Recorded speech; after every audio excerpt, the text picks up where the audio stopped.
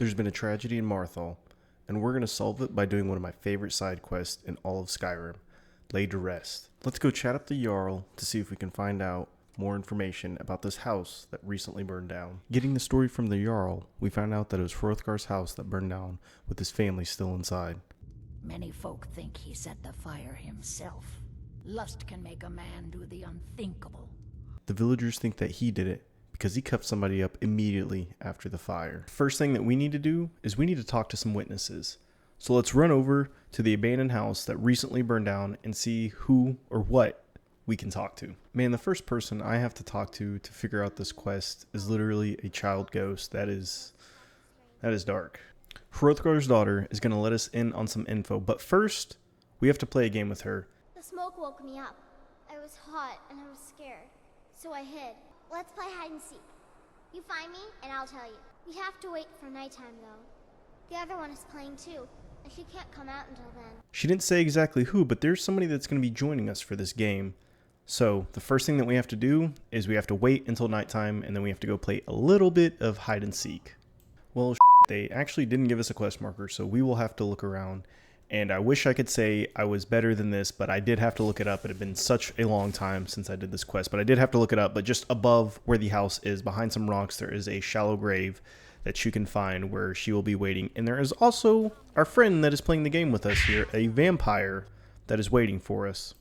Unlike the child ghost, the vampire was not in the talking mood, so we had to one-punch her to get that taken care of so that way we could get the rest of this information after finishing this game that we agreed to play. The vampire's husband runs up on us right after that point and is surprised to find out that she's in fact a vampire. You think Alva? But that means... Ye gods, you think Alva is a vampire? No, you're wrong. You must be wrong. Laedlet may have met her fate out in the marsh. I refuse to believe Alva had anything to do with this. There is no way you can prove it to the Jarl. I don't know how this dude didn't figure it out. She looks very vampire-ish. You know, she has the pale skin, long-ass teeth. She only comes out at night. Bro, you could have figured this out a little bit sooner than I did. As it turns out, the vampire that we just took out was working for Alva. Alva is Hrothgar's new lover that he immediately cuffed up after his house mysteriously burned down. And I just have in my notes here, bro, your wife was a vampire. Why don't you think Alva would be a vampire? The guy that ran up after we took out his wife being a vampire for some odd reason just refused to believe that she was a vampire, even though they spent him and his wife and Alva spent a lot of time together and she was a vampire. Like, bro, come on, put it together. Now it's time to do some breaking and entering and seeing exactly what we can find about Alva to see if our suspicions are true and see if she is actually a vampire. So I did have to take out Hrothgar. I think that's how you say his name. I've probably said it 3 different times. I should have broken in at night, but I did not break in. I don't believe in the dead of night. I'm going to show you guys exactly what I did, but I had to take him out. Had to be done. He allegedly burned his house down anyways. There's no trial, no jury for this. We made the final judgment on our own accord. But next time, break in at night if you're going to do this quest. Since we are a Khajiit, we are going to take everything, of course, that is not nailed down before we go into the cellar, into the depths of this place. We got to get our little mitts and our little fingers into everything here and see what a value we can take. We have been vindicated. Alva is a fucking vampire. She is literally rising out of the ground as we come into the cellar. So we got to take her out really quick so that way we can see if that is the end of this or if there's more to this mystery. Cracking open Alva's journal reveals the bigger plan. She was sent by an individual named Marvoth, once again, believe that's how you say it, to take over Marthal. Another truth that we found out, and it's a little bad that I ended up slaying Homeboy, Hrothgar actually didn't burn his house down. He was just the protector of the coffin while she slept. The master vampire had told Alva to pick somebody out to help protect her, help guard her, and that was the easiest target that she had found to wrap her little fingers around to entice him to help her out. And the biggest plot twist so far, other than figuring out that there's a master vampire behind the scenes here, is that Lileti was actually the one who burned the house down after being tasked by Alva to do it. So, Hrothgar did not have to murder his own family. He was just put at blame because there is a Grand Master Vampire plan at stakes here, going all on behind the scene, very deep state-like. And the final entry in the journal actually mentions our arrival into the town and our beginning to investigate the burning of the house to see if we can find the conclusion of this mystery. Now let's rush back to the Jarl and take the journal and the spicy deets to her so that way she can look it over and give us some direction on what to do next. Suffice it to say, the entire time that we were gone working on this mystery, having to slay vampires and look after her own hold, she's been ore farming this whole time. She's not having any of the business. She is just here to ore farm, similar to Piccolo in DBZ. After the Jarl is finished claiming all of the ore in the hold, she does let us know that Marvoth is a master vampire that should have been vanquished a century ago. The journal mentions Movarth, a master vampire I thought was destroyed a century ago.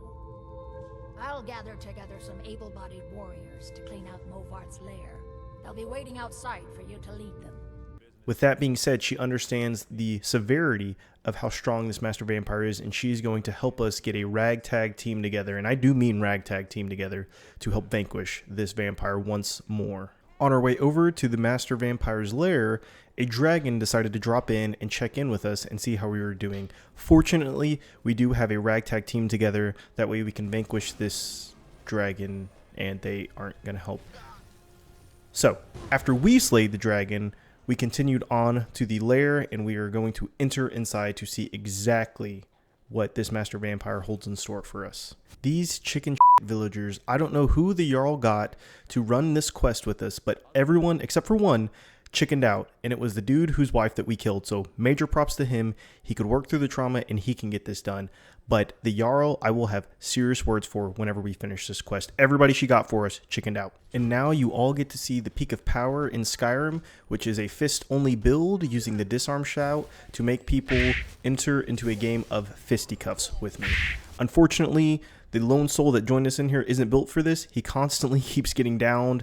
Luckily, he's not dying. He's just getting knocked down and he's just stepping to the side. But we'll have to figure it out by the time we come to the Master Vampire. I don't think he's going to be that easy. The Master Vampire ended up being a pain to take down, but that is only because I'm doing a challenge run during this video. It was part of my streams that I was doing where I was using fist only. I could only heal, I could use some of my shouts, and so trying to take down a Master Vampire and about 5, I think it was total, maybe 4 to 5 of his little minions ended up being a pain. We eventually got it, but now I'm going to show you a compilation of basically how many times I died trying to get this done because I think you would all enjoy that.